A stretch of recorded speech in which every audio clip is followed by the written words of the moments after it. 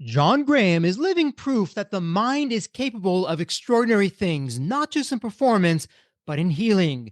John Graham is a 3 time USA memory champion, a grandmaster of memory, and mentor to high performers, including national champions and even a world record holder.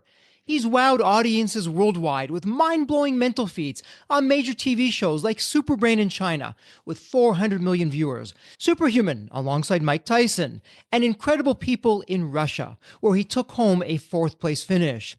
But behind the accolades and records is an even more powerful story. For decades, John silently battled crippled anxiety and daily panic attacks. After trying every mental tactic and treatment you can imagine, nothing worked until he discovered the real root cause: suppressed emotions and deep seated mental conditioning. And in just a few months, he freed himself from chronic anxiety for good.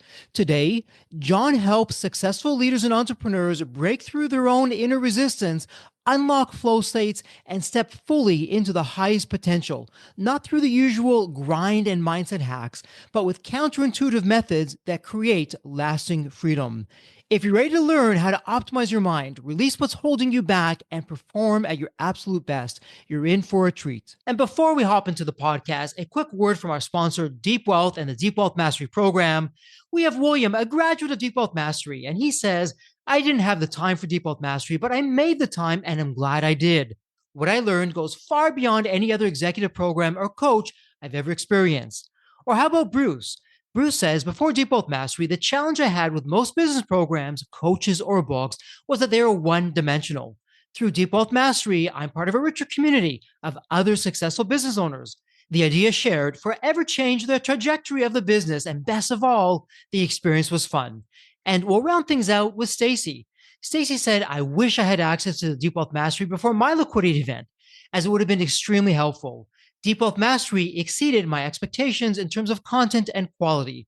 And you know what, my Deep Wealth Nation, why they're saying this is because Deep Wealth Mastery, it's the only system based on a 9-figure deal. That was my deal. And as you know, I said no to a 7-figure offer, and I created a system that we now call Deep Wealth Mastery that helped myself and my business partners welcome from a different buyer, a different offer, a 9-figure exit. So if you're interested in growing your profits, preparing for a future liquidity event, if that's 2 years away or 20 years away, and you want to optimize your post-exit life, Deep Wealth Mastery is for you.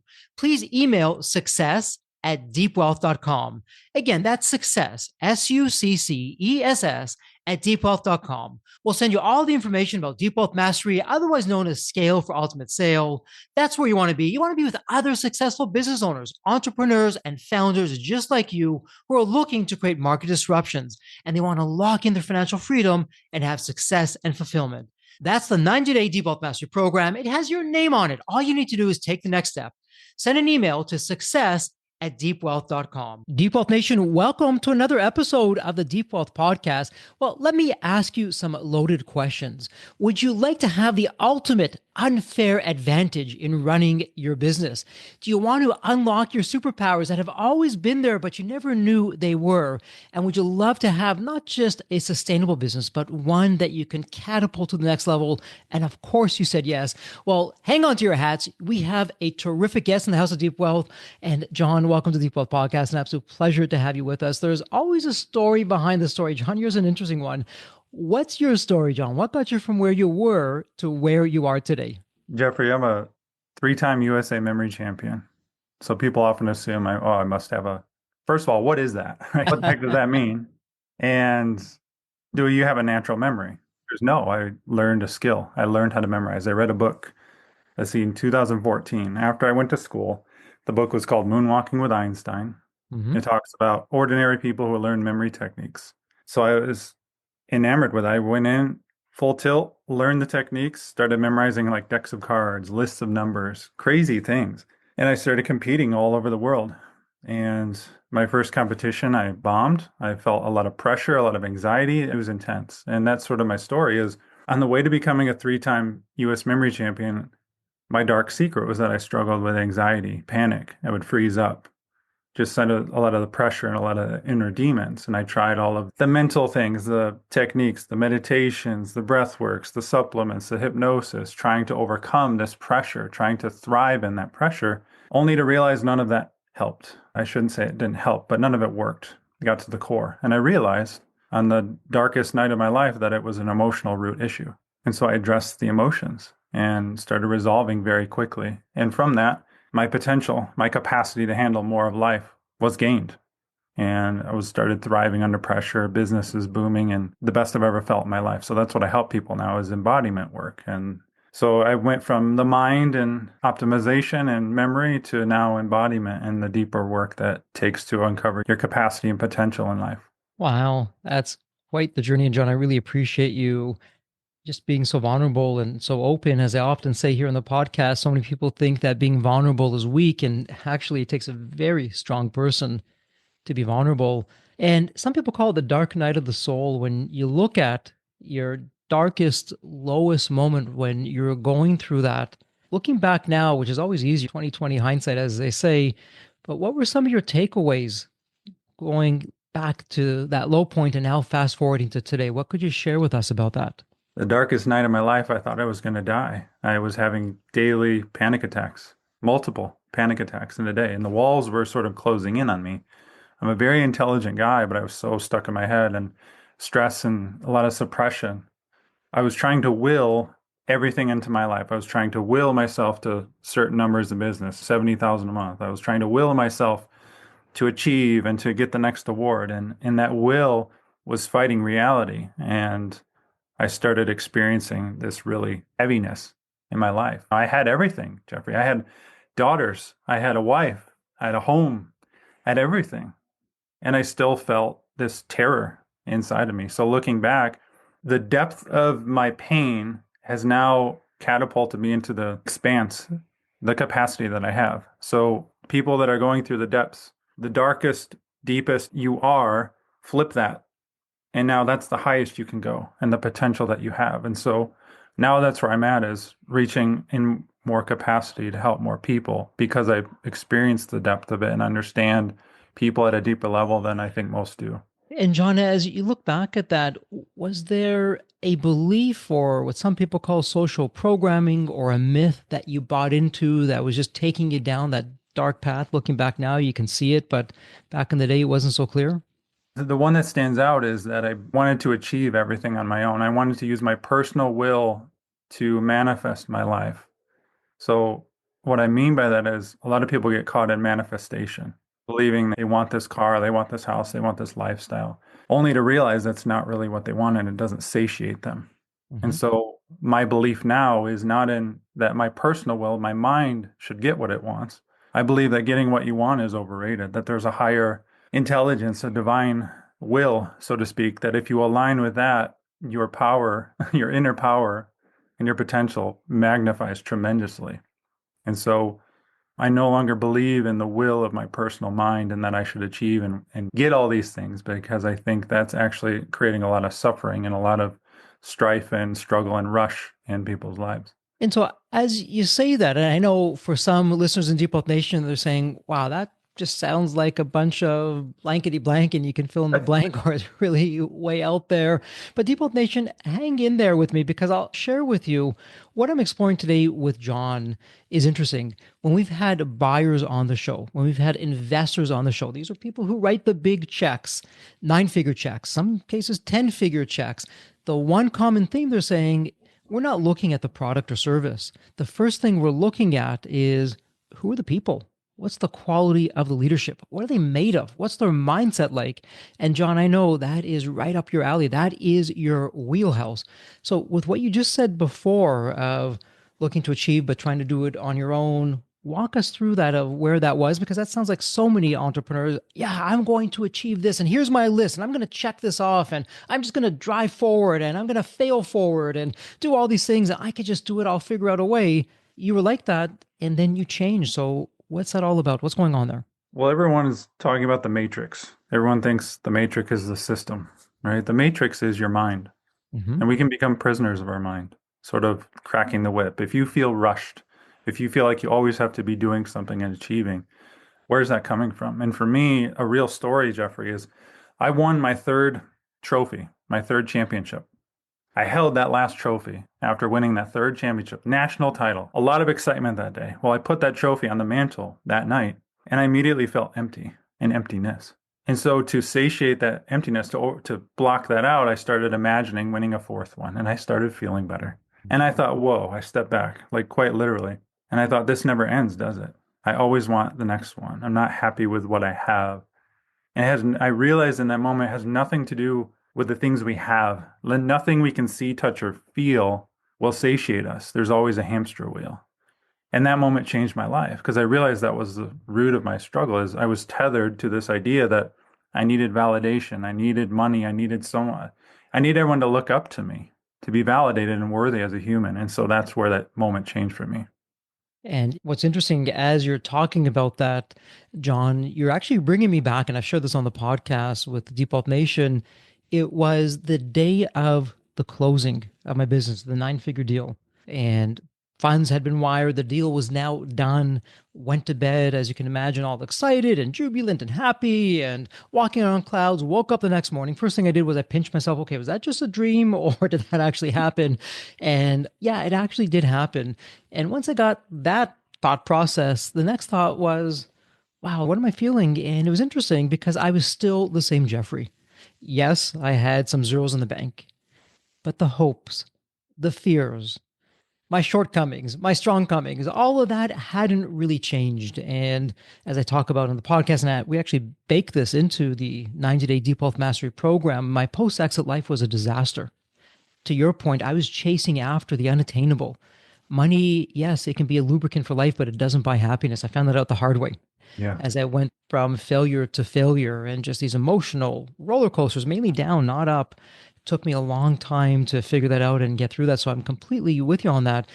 But what's encouraging to me, and would love your thoughts on this, the mind that you're talking about, which can bring us to a low place, when we channel it, the flip side of that is true. It can bring us to an absolute terrific place. So what's going on with that? What would you say to that? A lot of people try to feel better. This peak experience, right? You've probably interviewed a lot of peak performers and top achievers. They always want to be feeling great.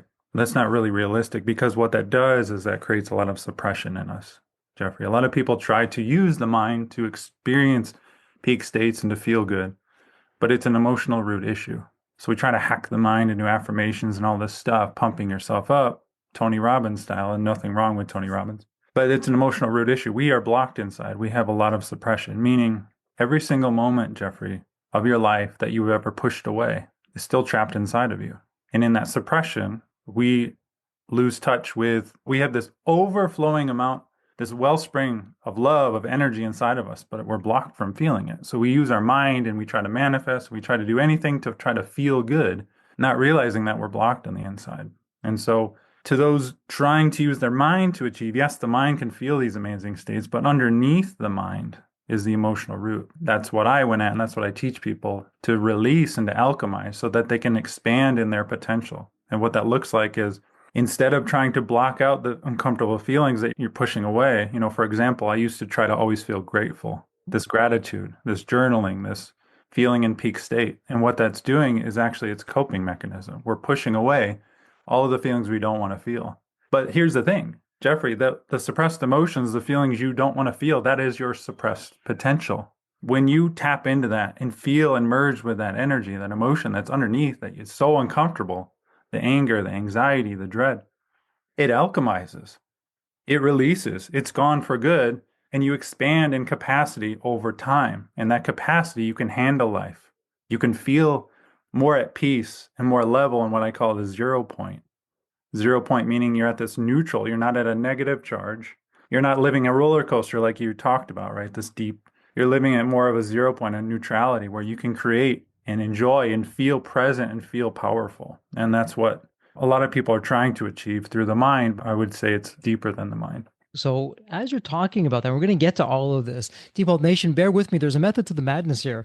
So John, when you won all these memory contests, it sounds as though, yes, on the one hand, the day after you went through some of your struggles and challenges, but I also suspect, and you're going to correct me or agree with me right now with what I'm about to say, the process of seeing what the mind can do from where you came from to where you got to, it sounds as though that was really a game changer. So what went on? You went on and you became this memory champion, this memory super dude out there who's just doing what some people say is impossible to do, but you actually did it. What was that teaching you about yourself and what our mind can do? Mine's incredibly powerful. And just to give you an idea of some of the things I was able to do, in my peak, I could memorize a shuffled deck of cards, 52 playing cards in 21 and a half seconds. Looking at the cards for 21 and a half seconds and know the exact order. I also, it allowed me to perform in China where I was in front of 400 million people, the greatest game show in the world, like the biggest game show, Super Brain. 400 million people. I had to memorize 100 different items that were placed in 100 different lockers from 1 to 100. So I had to know what locker each item went in. And then each locker was locked with a 4-digit code, 100 combinations of 4 digits. I had to memorize it all in front of 400 million people. And I did it. And right, that shows what's possible with the mind. I learned that through training, not through natural ability.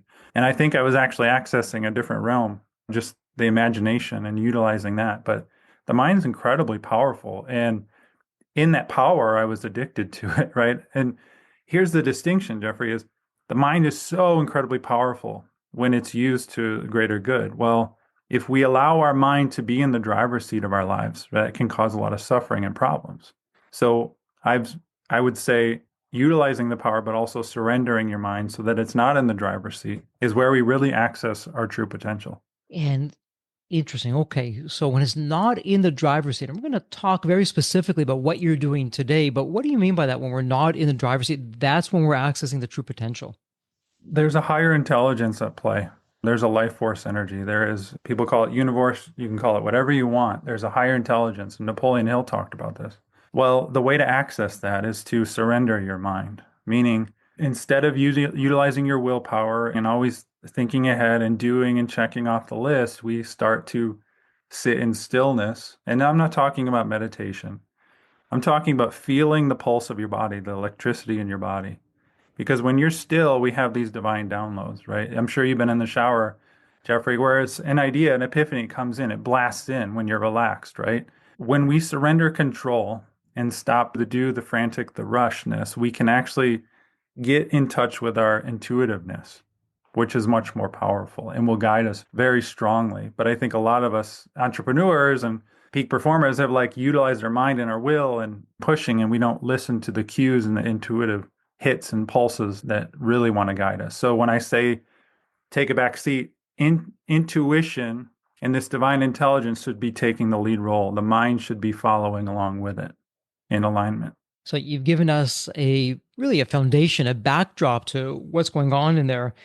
And let me now circle back because I know some of the things that you're doing actually, it's remarkable of how you're really doing a deep dive and helping what some people call everyday people and entrepreneurs and everything else in between. You're really helping them get over these narratives that they've created. Sometimes maybe they didn't even create it, it was just given to them, but they took it as their own. That's holding us back. And so, from that perspective, I would just love your thoughts before we do a deep dive on your systems and the subconscious and sustainable success and the CEO secret weapon, all those wonderful things that are ahead. What's going on with these narratives that maybe we don't even realize we Mm. have that's propelling us possibly forward, but likely backwards? Yeah, we absorb these unconscious stories or belief systems based on our how we were brought up and the programming. But here's the thing, a lot of people try to overcome that through mental work, limiting belief work and journaling. And that's great. There's nothing wrong with that. But what I have found is when you feel the energy, the emotion that's arising within you, the emotion that you've blocked your whole life, the uncomfortable anxiety, for example, when you merge with that, when you allow it to move through you and process out, the more you do that, the more these beliefs actually start to reorder and rewrite themselves, utilizing this divine intelligence, meaning you don't have to will yourself to believe something or correct your mind using your mind.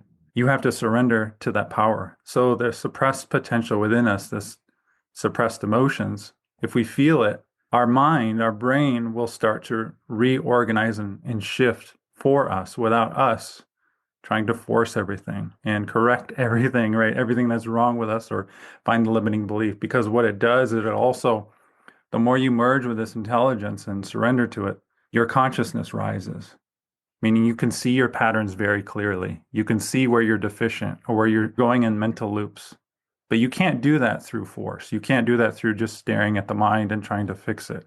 And so feeling the suppressed emotion has been the greatest gift for me and others that I teach, is that it naturally wants to work for us instead of us getting in the way. And so it sounds as though, and again, you'll share Jeffrey on base or off base, we unknowingly are our own worst enemy. We're getting in the way with these false beliefs or mindsets that we have. And it's interesting, if we listen to other people, we can pick it up, but perhaps we should start going within. Well, what's the story I'm telling myself, or what are the stories I'm telling myself, and where are they holding me back, and where are they really helping me?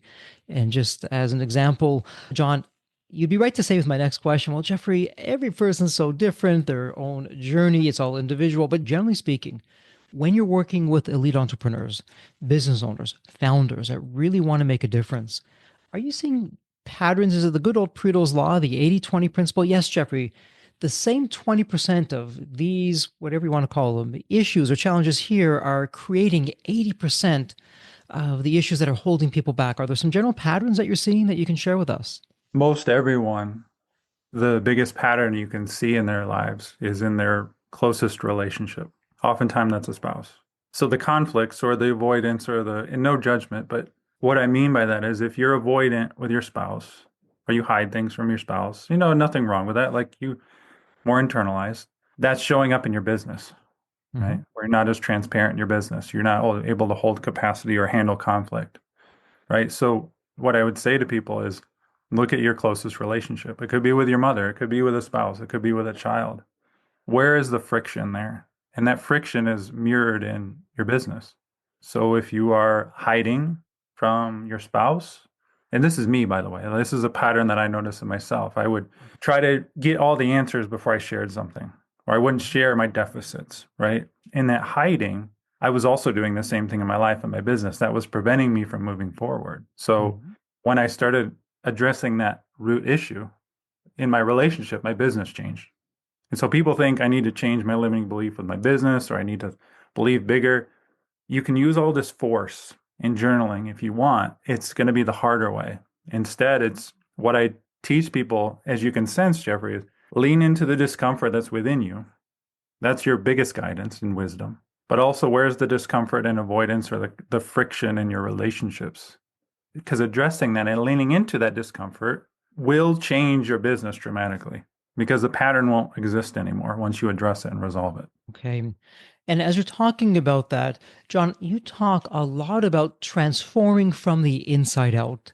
And so, from that perspective, when you're coaching an entrepreneur, I'm wondering what would be some of the telltale signs they're having a so called, and I'm using air quotes, business problem, but it's Mm, actually not a business problem that's manifesting. It's a right. mindset problem. What are some of the signs, the telltale signs that to you are a dead ringer for, okay, yeah, Jeffrey, I know you're telling me this is a business problem, but let me tell you, actually, it's a Jeffrey issue. And here's why. And here's what's going on. What's going on there? A lot of people struggle with energy and focus or the procrastination, and they try to take a supplement or they try to listen to alpha waves or something like that, all not to realize there's a deficiency there. There's a reason why they're feeling zapped and overwhelmed, right? And Hmm. again, that's an emotional root issue. So you talk about mindset. This is really important is everyone listening to this is at a stage in their life where they've done mindset work, right? They've been to conferences and seminars and worked on themselves.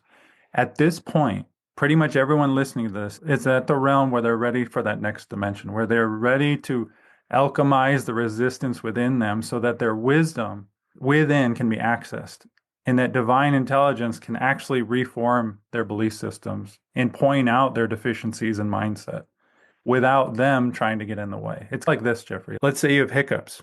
Ridiculous example. Everyone tries to fix hiccups.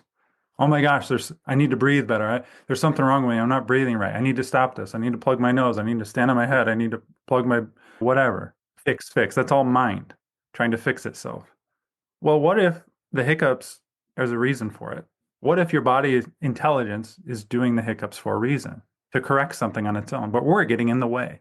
We can try to fix the hiccups over and over, not allowing our body to correct it using the mind, or we can just surrender to that intelligence. It can resolve the issue and we can gain clarity of, oh, that's what it was. and you can see very clearly. So that's the same thing with this inner world is mindset will be corrected, so to speak, on its own if we surrender to the intelligence within us. So it's knowing that, hey, I may not understand exactly how the body works, but there's an intelligence there, and let the body do what it does. And it may not be the best example. A very simplistic example is, I know when I hop into my car, I have no idea how the engine works. Couldn't tell you. Couldn't even change the oil if you asked me. I just know I go in, start the car, and I just start driving. And somehow magically everything just moves and the car is driving. And it sounds like letting the body drive forward with knowing what it does best. So, how do we get ourselves out of the way? What's going on with that? The things that bother you are the biggest gateways to your potential. So everyone listening to this has resistances, meaning there's an email you got that ticked you off, right? There's a client that's just a pain in the butt and like you're struggling to deal with them. There's a relationship friction. Someone cut you off in traffic. Those types of resistances, when you feel anxiety, when you feel anger, when you are feeling those things, instead of trying to block them out or trying to figure them out or get rid of that feeling, I advise people and I guide people to go within, meaning accept that feeling and let it work through you, let it merge with you. Because what that does is it allows this suppression to start processing. You're letting your body's intelligence work instead of forcing it. And again, it's completely opposite from what everyone's telling you. Everyone's trying you to feel better. Everyone's trying you to get in a peak state or feel gratitude. Or no, we need to stop avoiding what's within us. That resistance is actually a gateway to higher potential if we lean into it. Okay, so all of that said, walk us through now a little bit of your secret sauce. So, John, I approach you. Hey, I heard you on the Default podcast. And, John, I want to unleash my superpowers that are bottled up inside of me. Don't know how to do that. And I come to you now and we start working together. And again, I realize everyone's path is different and everyone is Mhm. unique and we have our own particular skill sets. But generally speaking, what's going on? How long is it going to take? What am I going to start seeing? Mhm. What's your process like? Well, that's the thing is I'm not coaching people and telling them what to do in their lives. There's an intelligence that they're accessing to guide them, an intuitive Hmm. aspect. So Hmm. everyone starts off learning a process of surrender, meaning I literally have them lay flat. They need 30 minutes a day, mandatory. Hmm. I'm going to guide them through how to release the tensions. The tensions are what's holding in the suppressed emotion, this resistance, without even realizing it. So most people have tension in their necks and their shoulders and their jaw. That's holding in this suppression, this energy. So I'm teaching people how to release the tension, Hmm. how to release control of their mind, how to release control of their breath. I'm not saying you stop breathing. I'm saying you release the control. Over time, what that does is allows this energy to arise. Hmm. Energy meaning could mean anxiety, could mean dread, could be overwhelm, could be procrastination. And then we lean into it. So just like I shared before, I'm having them in that moment instead of pressing on with their day to relax into that energy and how to do that. So that energy can move through and circulate, process out. Because what that does, Jeffrey, is we release these blockages inside of us, which now allow for more life force energy, allow for more of that divine intelligence to flow through us, allow us to surrender more and more of our mind so that our mind is not in the driver's seat and we can follow this intuition. And what this does for people, it takes probably, I would say, after 2 months, they have a night and day difference in life. Where, like for me, I overcame panic and anxiety in 2 months when I did this after decades of living in it, right? It's tremendous. I've had people overcome depression within a few weeks using this. So it's a complete different way of accessing potential, meaning your life force capacity, your ability to handle more of life. And what that does is allows people to feel more grounded, more Hmm. centered, more at peace, more expansive, and what I like to say, unbotherable. Because you're Hmm. stepping into the world, you're not freezing up on sales calls. You're not freezing up in a board meeting. You're not stuck in your head all of the time, wondering, marinating, ruminating, overthinking. You're living more from this intuitive capacity. And so, going back to that for just a moment, where you put yourself under the microscope, John, nothing conventional had worked with you. And again, everyone's journey is going to be different. And by the way, Default Nation, this is not medical advice. John and I are just Absolutely. sharing our thoughts and experiences and journeys. Always seek a qualified medical professional for anything that you're doing.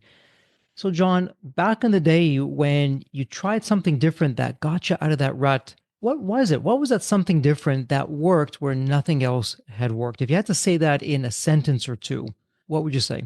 I was trying to do this technique, do that technique, more force, more effort. The Mhm. secret is in the surrender, in the being. So I literally was called. I felt a strong calling in my body to lay flat and do nothing and to feel everything that I had suppressed. And that was the key for me, was just to be in it. Okay, so for some people, this may be uncomfortable for them because really what I'm hearing you say is, hey, I listened to that inner voice, which said, do nothing. In your case, do nothing, lie flat, don't do, Yeah. just be. My head was telling me, do this to-do list. You don't have Yes. time for this. Go do this, all this junk. And from listening to that, from just being, you stopped doing, you were being, you're listening to your inner self, that feeling or that voice, whatever it was for you. So is that what began to turn things around? That's where you started to get that mental health back, that clarity, that energy? That's where it's extremely uncomfortable. It's like jumping into a freezing cold pool of water. Imagine the emotional voltage that's inside of you, the anxieties, the overwhelms, the charges that we have that need to be felt. So it's extremely uncomfortable. But the more I did it over the course of a few days and weeks, an immense relief. Yeah. But it was just a call to just lay and be and feel everything, not to just sit there in my mind and watch my thoughts and like dilly-dally and wander in my imagination. No, to be with every part of me that I had avoided over those years. And for some people, they're going to feel an immense discomfort. I mean, I've heard the term monkey mind or just that mental mind chatter, and we're always listening and doing.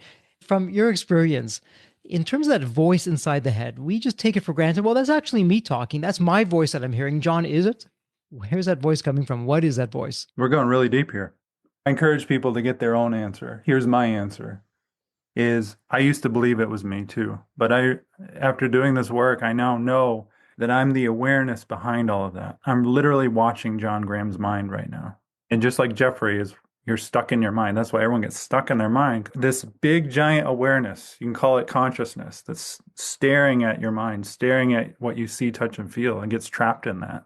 And so when I realized the truth that I was this awareness behind John Graham, that's where I was able to sort of not separate, but watch and learn and see, wow, this John Graham's mind is really neurotic right now.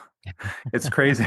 And that separation allowed me to really, I wouldn't say detach, but to see it from a different lens or perspective, a higher perspective. So it was really taking a step back and then no judgment, just really looking at that and seeing what's there. And so this process that you've come up with, I mean, my goodness, it had remarkable results for you. Someone who's going through your program and your coaching, and again, I realize everyone is different, but you're saying within, if I heard you right, perhaps within a few months, 2 months or so, 60 days, you're going to start seeing some differences. What does that feel like for your clients? What does that mean for them? It puts them on a different life path. Their struggles and their internal resistances that they once had are no longer. So they can see from a higher perspective. And what happens is a lot of people progress into different businesses or they change their relationships or they just are more secure and solid because they've done this internal change. The internal changes will mirror in their external world instead of them forcing their external world to change. And so I will preface this, it does not work for everyone. You have to be a devoted person. You can hear what I'm saying. You're going to be jumping into the depths of your icy cold pool that you've pushed away your whole life. And not everyone's willing to do that. And that's okay, right? A lot of people want to stay in their mind. But for the people who are devoted to seeing and feeling all of themselves and accessing a greater potential, this is what they're experiencing is a groundedness, a peace, more and more of a serenity that allows them to see clearly and express their creativity and authenticity into the world, which means better business, which means higher relationships, more connection, more intimacy. And not to put words in your mouth, and you'll share Jeffrey on base, off base, I would imagine that along with that, in terms of what we're feeling, if I could add the words, perhaps joy, fulfillment, in addition to what you're sharing. Thoughts about that? Yes. Fulfillment is not attained through, it's not attained, right? It's not Hmm. something we reach and grab and can get. Hmm. It's a feeling of being, right? When you've accessed more of this peace, more of this wellspring within you, which I will admit, I'm human. I don't have 100% fulfillment every moment of my day and 100% joy. I'm still that human. But I Hmm. have a vast more capacity to feel that at any given moment, more to feel that peace. But absolutely. And again, you could say, Jeffrey, a very general question that you're asking me, but I'll ask it anyways, looking from back of the envelope, some patterns in terms of what's being there. When you're working with, let's call them successful or high level entrepreneurs, unconsciously, what would be some of the things that's holding them back from scaling? And when I say scaling, I'm not just talking scaling in the business, I'm talking scaling in their life as well. That back to what we were talking about earlier, they're really firing on all cylinders on the business front, on the personal front. They're just getting things right now and things are moving in the right direction. Of course, there's going to be challenges along the way, but what would be some of the more common themes or attributes that are holding us back? It's an indication that someone doesn't have the capacity if they can't expand, the Hmm. capacity of the internal capacity to handle that energy and that life force. And so I've met people and worked with people who are completely burnt out. They have millions of dollars in the bank and for business. And I've Hmm. also met people who are completely balanced, have a ton of life force, and they're making $100,000 a Hmm. year. So which one do you want? The person who's making 100,000 has an immense amount of more capacity. So when you talk about patterns, the pattern is just avoidance of what is arising in the moment. So if someone has anxiety, Hmm. that's an underexpression, meaning you are suppressing, trying to resist life and maneuver life using your mind. Hmm. And that's typically the pattern is Jeffrey, a lot of high performers have a control issue, like I did. Control, Hmm. like you're not a bad person, but you're trying to manipulate the world using your mind and your force and your effort. And there's nothing wrong with that. But that pattern is causing you to not even access most of the capacity you have within you because you're using your mind instead of your being. And John, to be clear, and I want to share an example and would love your thoughts on this. When you're saying capacity, we're not talking about money capacity or anything material like that. And as you're saying that, it makes me wonder. I've been very fortunate for some of my businesses. I've traveled, and when I'm there in a quote unquote third world country, I'm seeing people who have nothing materially. I'm talking nothing. It's a literally a steel sheet over their heads. That's the roof. And it's a very small enclosure where an entire family is living. But when I'm speaking with these people, talking with them, my goodness, the happiness that seems to be exuding from them. They've got nothing materially. And from our side of things, a person who doesn't have a lot here in the US compared to them would be like a king or queen. Yet when you speak with them, there is just a well being and exuberance and energy that's coming from them. What's that all about? I'm wondering what your thoughts would be on that. I experienced the same thing in Cambodia. They were playing with I was teaching at a school and they had a soccer ball that was completely deflated and had holes in it and just so happy. And not one kid was spoiled. Not one kid got upset when they played with each other. Just pure bliss and joy. And it's just another indication that in the West, we have prioritized individuality and achievement and success. And a lot of people use that, mean what they mean by success is, oh, money, car, fame, external things. When just like you and I have experienced those moments where we realize, oh, that ain't it, right? There's still more. Why am I still trying? And so I think people who have not experienced or been expected to attain and to achieve, they're allowed to be. They're allowed to be themselves. They don't judge other people because judgment is a big indicator of anxiety and struggle and inner struggle. Like for me, when we look at other people's and judge or we expect, there's so much suffering. There's so Mhm. much like that mindset, that belief that's weighing us down. And so I think third world they don't have that pressure. And that's a really they may not have things, but you can learn from that. They don't have the expectations and the programming that we do. And so, John, how do we apply from what they've learned of what we can do here in the West, in the US, where life is different and is a different pace and different kinds of pressures, and materiality is certainly a part of that? How do we take some of the things that they're doing and apply it to us? What would that look like? It's such a big thing because the first thing that comes to me is we're so distracted. So you have to be someone to see that. You have to see how distracted. I would recommend travel the world to see this like you and I have seen for firsthand. Because if you haven't experienced this, you don't know what we're talking about. We are so distracted in the West, in our mind and our devices and our things. And Hmm. so the first step to this is just the clarity. If you're listening to this and you're like, yeah, I felt that. It doesn't mean go sell everything you own. It doesn't mean all that force. I don't mean to force yourself externally to sell, to move, to change. Again, Hmm. sit with the intelligence within you because that meeting yourself where you are in this moment and the anxiety you're feeling right now or the overwhelm, by feeling into that, consciousness can see where you are and can guide Hmm. you to a better way. But Hmm. versus us trying to will ourselves to change or force all of these changes on paper or using a spreadsheet.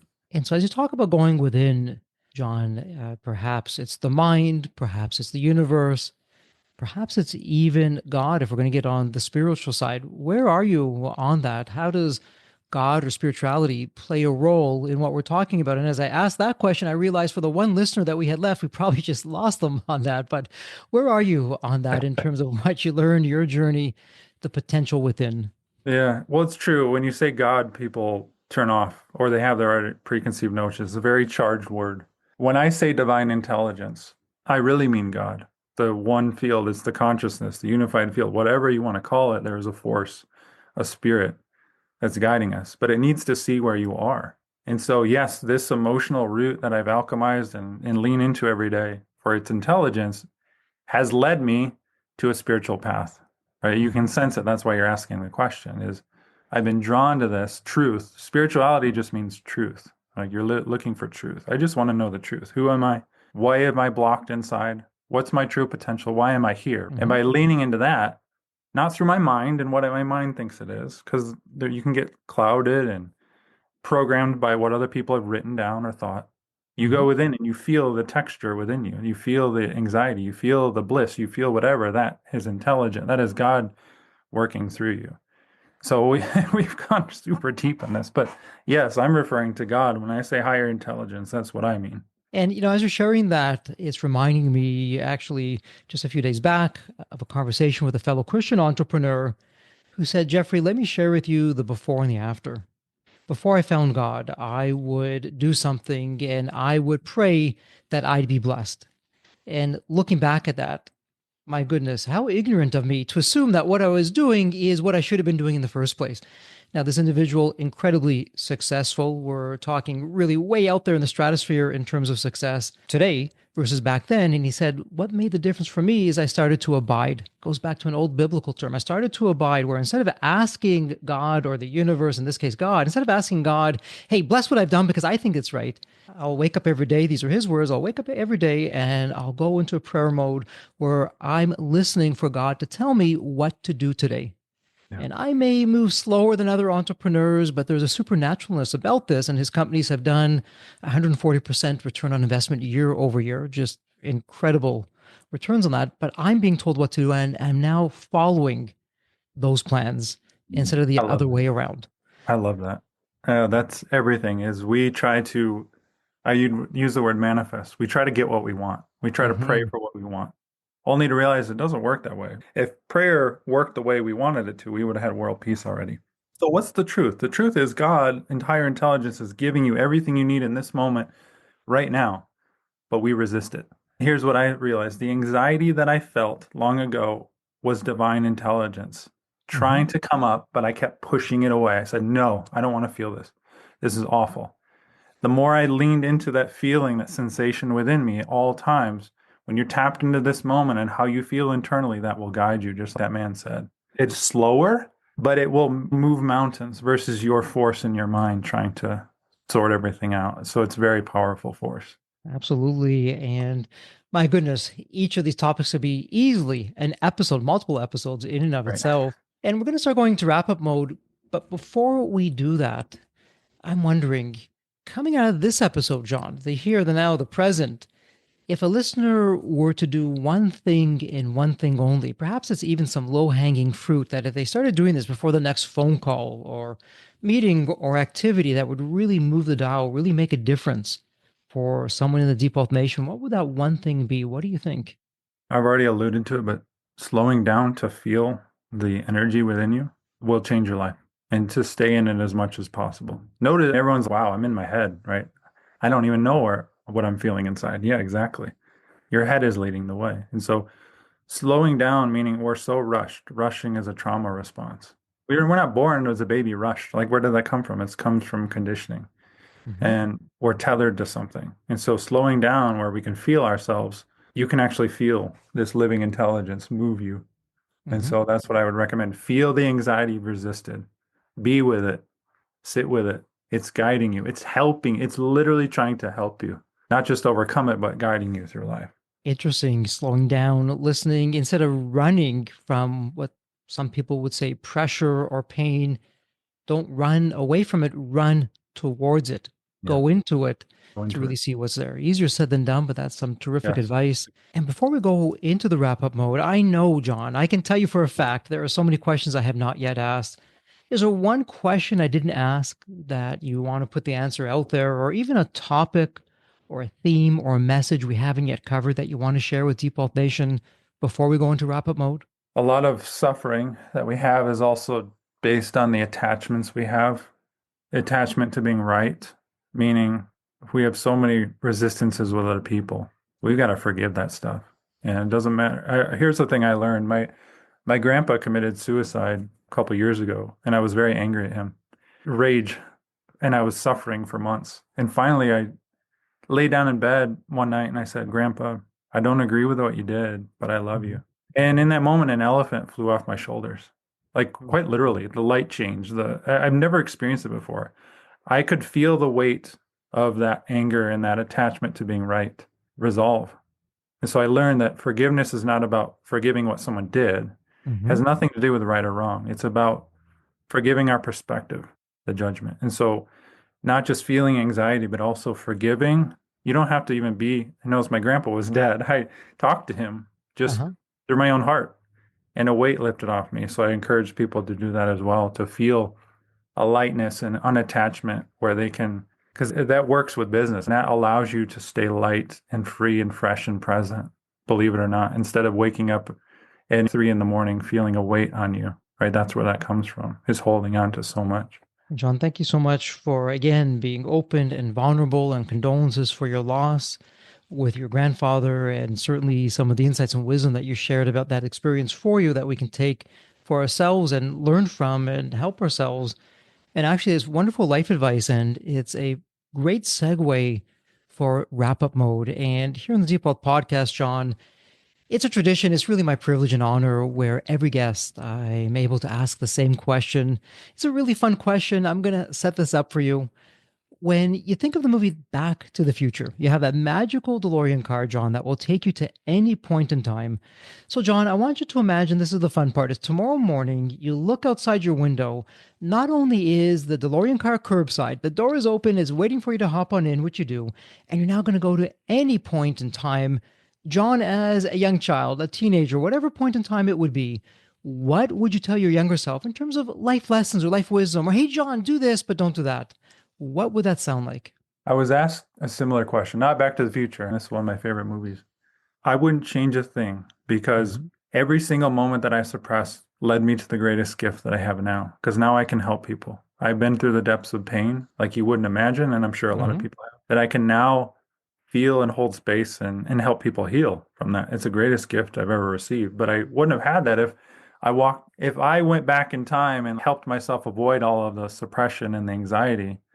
I would be living at this state. I wouldn't have had the depth of experience. So if I would go back, I would probably go back to 13 years old. I was in like eighth grade and I was really struggling with anxiety. I was Mhm. paralyzed by it. And I Mhm. would probably just go up to myself in the hallway when I was feeling overwhelmed and put my arm around myself and just say, keep going, kid. I mean, you got this. Like you're doing really well, believe it or not. And you're going to be grateful of everything that you're experiencing right now and just leave it at that. So much there. Firstly, I love what you said earlier. Hey, just enjoy the journey, make the most of your journey because you're exactly where you need to be. And then what you just said right now, keep going. You got this. Mhm. And it reminds me one of my favorite stories, actually from Think and Grow Rich, Napoleon Hill, 3 Feet from Gold. Did a whole episode on that. Long story short on that, John, though, is these prospectors back in the gold rush days. They found this gold vein and things were going well. They went back to their family and friends, raised more money. They went all in and now they start going, ran dry. And they kept on digging, nothing. And they just gave up. Went back home. They sold everything they had for pennies on the dollar to a junkyard dealer. Junkyard dealer was a smart fellow because he went out and hired a geologist who did a survey of land and came back to the junkyard dealer and said, it's interesting. If the original prospectors, if they just would have dug 3 more feet, but this way instead of that way, because gold veins, they tend to jump, they don't go in a straight line, they would have hit one of the biggest gold veins in this area. And the junkyard dealer went on to become a very wealthy man. But to your point, they would just keep on going. Just one more step. Sometimes that's all it takes. It's wonderful advice for the Deep Wealth Nation. And speaking of the Deep Wealth Nation, John, somebody has a question. They want to speak with you. They want to work with you. They want to have you come on board and coach them, the team. Where is the best place online to reach you? My Instagram, it's at memoryjohng. You can find me there. Again, a three-time USA memory champion. I also recommend people going to codesofpotential.com. I'm going to lay out in this free video how people can alchemize the root of the pressure within them in a more deep way than what I was able to share in this short podcast. But it goes deeper for everyone. If you're a conscious leader and you've done all the mindset and the meditations and you're still feeling a resistance, a blockage, and anxiety, it's because of the emotional root. And that codesofpotential.com, I lay that out for people how to overcome that. And Deep Wealth Nation, I have great news for you. This is a point and click. It doesn't get any easier. Go to the show notes. All the links are there. You don't have to remember anything. It's just a point and click, and reach out to John and ask him some questions and go through the program, how to alchemize the true root of the pressure within you and embody higher potential. I love that. You got me interested. Absolutely love that. Well, it's official, John. It's a wrap. And as we love to say here at Deep Wealth, congratulations, and may you continue to thrive and prosper while you remain healthy and safe. Thank you so much. Thank you, Jeffrey. So there you have it, Deep Wealth Nation. What did you think? So with all that said, and as we wrap it up, I have another question for you. Actually, it's more of a personal favor. Did you find this episode helpful? Have you found other episodes of the Deep Wealth Podcast empowering and a game changer for your journey? And if you said yes, and I really hope you did, I have a small but really meaningful way that you can actually help us out and keep these episodes coming to you. Are you ready for it? The dramatic pause. I'll just wait a moment. Drum roll, please. Subscribe. Please subscribe to the Deep Wealth Podcast on your favorite podcast channel. When you subscribe to the Deep Wealth Podcast, you're saving yourself time. Every episode automatically comes to you. And I want you to know that we meticulously craft every one of our episodes to have impactful strategies, stories, expert insights that are designed to help you grow your profits, increase the value of your business, and yes, even optimize your post-exit life and your life right now, whatever you want that to look like. And every time you subscribe and a fellow entrepreneur subscribes, it's a testament to how together, yes, we are changing the social fabric of society. One business owner at a time, one liquidity event at a time. So don't let the momentum stop here. Subscribe now on your favorite podcast channel. You'll never miss an episode. You'll be the first to hear from the top industry leaders, the innovators, the disruptors that are really changing and shaping the business world. And maybe you're commuting, maybe you're at the gym, maybe you're taking a well-deserved break that we spoke all about on this episode. The Deep Wealth Podcast, it's your reliable source for the next big idea that could literally revolutionize your business. So once again, please hit that subscribe button, stay connected, inspired, and ahead of the curve. And again, your next big breakthrough moment, it might just be one episode away. Maybe it was even this episode. So all that said, thank you so much for listening. And remember, your wealth isn't just about the money in the bank. It's about the depth of your journey and the impact that you're creating. So let's continue this journey together. And from the bottom of my heart, thank you so much for listening to this episode. And as we love to say here at Deep Wealth, may you continue to thrive and prosper while you remain healthy and safe. Thank you so much. God bless.